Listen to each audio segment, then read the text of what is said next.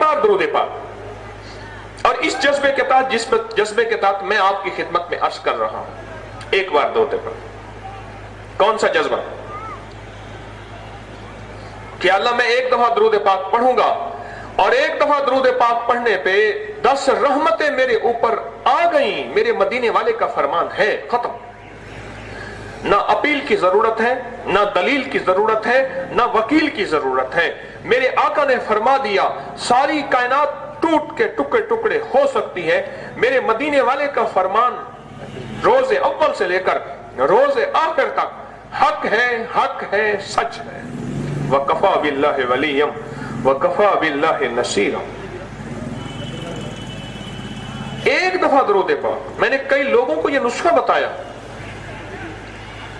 हमारे सिलसिले में जो 3 तस्बीहात हैं, तीसरा कलमा, दरूद पाक, इस्तिगफार, एक एक तस्बीह। मैं कहता हूं एक तस्बीह को इस अंदाज से पढ़ के देखें भाई। तस्बीह जरा इस जज्बे के साथ पढ़ के आज के बाद देखें।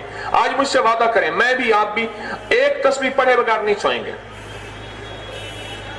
दरूद आप यकीनन पढ़ते हैं और बहुत ज्यादा पढ़ने वाले वहां बैठे हुए हैं, लेकिन एक तस्बीह जो मैं आपकी खिदमत में अर्ज करूं, इस जज्बे के साथ पढ़ें, इस नियत के साथ पढ़ें, इस शौक के साथ पढ़ें, इस ज़ौक़ के साथ पढ़ें और इस कैफियत के साथ पढ़ें। वो क्या? एक दफा दरूद पाक पढ़ते ही रहमतें मेरे ऊपर 10 रहमतें आ गईं और रहमतों ने मुझे घेर लिया और रहमतों ने मुझ पे साया कर लिया।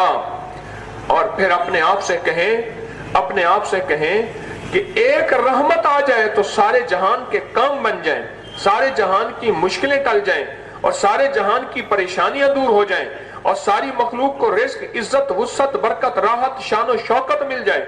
और यहां तो 10 रहमतें हैं और जो 100 दफा दरूद पाक पढ़ेगा उसको कितनी रहमतें मिलेंगी? 10 को 100 के साथ करें, 1000। अब सोचे तो सही। मैंने उससे कहा कोई जिन वगैरह नहीं है, एक दफा दरूद पाक इस तस्बीह के साथ पढ़ और कह मैं हर वक्त उसकी रहमत में हूं, हर वक्त उसकी छतरी में हूं, हर वक्त उसकी छांव में हूं। एक अफीसर थे, उनकी तरक्की ना हुई, हक भी बनता था, तरक्की ना हुई, उसी में टेंशन में चले गए, एंग्जाइटी में चले गए और इतनी टेंशन में चले गए कि बेचारे न दिन के, न रात के, न दुनिया के, न जहान के, कोई होश नहीं, कोई खबर नहीं, बस इसी परेशानी में चले गए।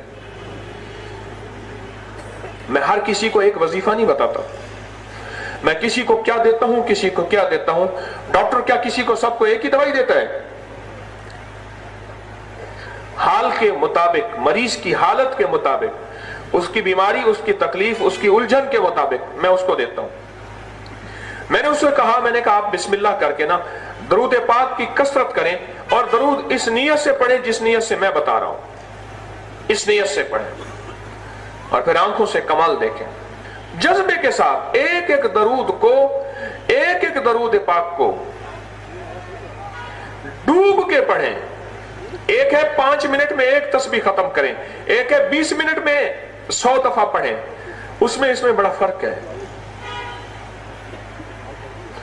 हर दरूद पाक को इस नियत के साथ पढ़े कि इसका असर मेरे ऊपर पड़ रहा और रहमतें आ रही, रहमत आएगी, बीमारी टल जाएगी, रहमत आएगी।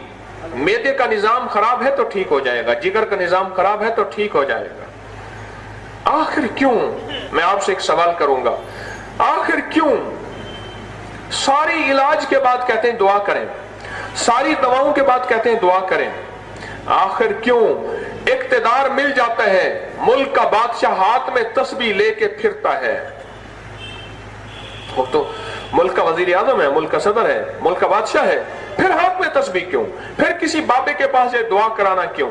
फिर अल्लाह वालों की खिदमत में दुआओं करना क्यों? आखिर क्यों? उन्हें पता है कोई एक मंजिल ऐसी है, कोई एक रास्ता ऐसा है, कोई एक जिंदगी का निजाम ऐसा है जिसके बगैर हमारा गुजार नहीं। ला मलजा वला मंजा मिन अल्लाह इल्ला इलैहि, वो अल्लाह है, अल्लाह है। और अल्लाह के नबी अलैहिस्सलाम का दरूद पाक ये रहमतों का खजाना, आफियतों का खजाना, बरकतों का खजाना है। पर दरूद पाक पढ़ना, आज पढ़ना मेरी तरतीब के मुताबिक, آپ بہت درود پاک پڑھتے ہیں، اب اللہ کے نیک بندے ہیں، لیکن آج پڑھنا میری ترتیب کے مطابق جو میں آپ کی خدمت میں عرض کروں ویسے پڑھنا۔ پڑھ کے دیکھیں تو صحیح۔ ایک بچہ رو رہا تھا، اچھا روئے جا رہا تھا۔ میں ایک نکاح میں شامل تھا، اتنا رو رہا تھا کہ کوئی کان پڑی بات سنائی نہیں دیتی تھی۔ اچھا نکاح میں میرا بیان تھا، انہوں نے میرا درس رکھ دیا، انہیں جی آپ تھوڑی سی بات کر لیجئے گا۔ اب میں سوچوں کہ میرے درس میں کسی کو آواز ہی نہیں جائے گی۔ اب یہ بچہ رو رہا، اصل میں ماں کی طرف رو رہا تھا، مخلوط مجمع نہیں تھا، یعنی خواتین کا علیحدہ تھا، مردوں کا علیحدہ تھا۔ ماں نے جو ہے باپ کے پاس بھیج دیا۔